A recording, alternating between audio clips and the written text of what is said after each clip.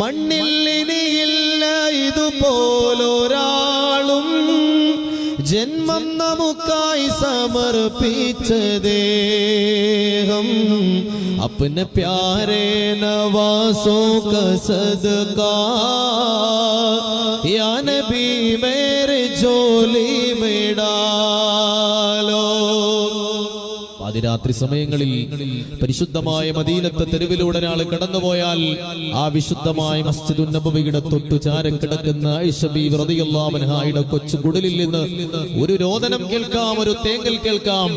ആ തേങ്ങൽ ഉമ്മത്തിനെ ഓർത്തുള്ള കരച്ചിലാണ്.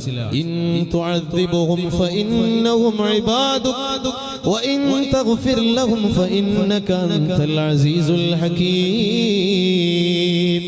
അല്ലാഹുവേ, എന്റെ ഉമ്മത്തിന് നീ പുറത്തു കൊടുത്താൽ നിന്റെ അധികാരത്തെ ചോദ്യം ചെയ്യാൻ